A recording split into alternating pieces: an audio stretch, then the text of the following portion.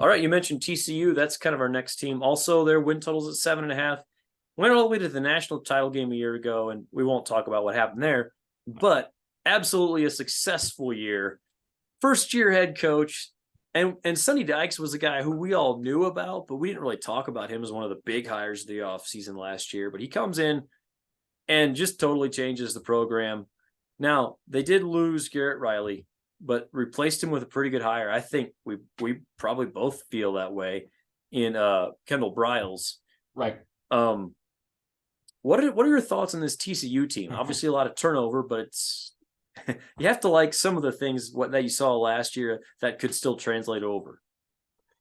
There's a lot of thoughts that you have, and for a national championship, well, I'm like, yeah, they won a playoff game, which we can all come and agree was a massive success for them last year. Winning a playoff game is hard to do. Not many people do it outside just a couple of schools, and TCU is one of them. They did.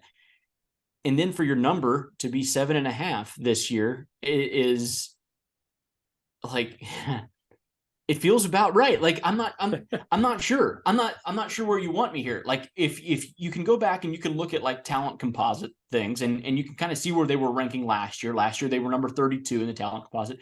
They were behind teams like Georgia Tech and Nebraska and Stanford. And they clearly did more with less. But part of that, like how much of that was just kind of catching lightning in a bottle with Max Duggan and with Garrett Riley, neither of whom are there anymore, right? But then you also have to take into account the transfers, people that transferred in, and there's no question that they raised their floor with some of the transfers that they brought in. They were able to use that momentum to elevate the program. So it's a great number at 7.5. That first game against Colorado is tasty. That one will be watched by everyone. That is week 1 for them. Is that right? That's week 1 for TCU. Yeah. I think September 2nd. Yep. Right. That one will be a lot of fun. I'm going to go over. I think they hit their over. I really like some of the players that they brought in, the talent that they brought in the portal after the championship game. And like during that whole stretch, I thought they did a really good job of using that momentum and raising their floor. So yeah, I have them going over. I think in it's a murky Big 12, right? And it has been for a couple of years, still a murky Big 12. They can go and beat some of the top teams. Like in last year, they were, one of the top teams, but like it's possible to go upset Oklahoma. It's possible to go upset Texas, Kansas State. Do you call it an upset? Like, I'm not sure. I'm not sure how to feel about TCU right now. It's just a very strange team. Like they finished number 2 last year, but yeah, I'll go over with them. Yeah, if you're looking at their team, I mean, Chandler Morris is back at quarterback, who actually won the job in camp last year and then got hurt against Colorado in their opener last year, and we all know how that turned out.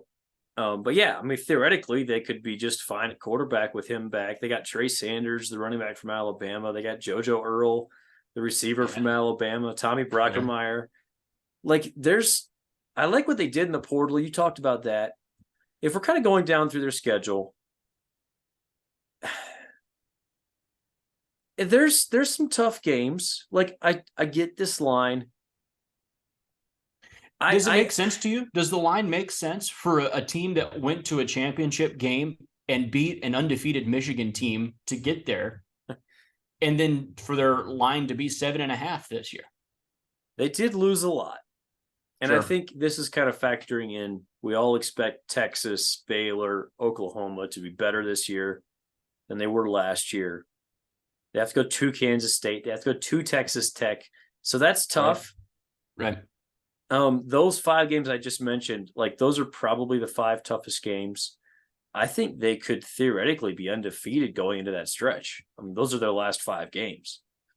So I don't really like the way that that's set up, that they have to go to Kansas State and to Texas Tech, to Oklahoma. But I'm just going to put some trust in their system. I want to put some trust in what we saw from them last year. I'm going to join you on the over. I think it makes sense. It's a pretty tough schedule. Sure. Let's give them the benefit of the doubt. Okay. All right. And I do like the hire, too, that you mentioned, like bringing in Kendall Briles. That was a guy that we thought did a really nice job with the Arkansas offense there for a couple of years. And And to lose Garrett Riley, there's not just a ton of elite offensive minds that were out there. I mean, Alabama was looking for a coordinator. There was some. I mean, there was big. Georgia had to find a new offensive coordinator. Ohio State did as well. Like some of them hired internally, but the point is that there was definitely a lot of people that wanted elite offensive play callers.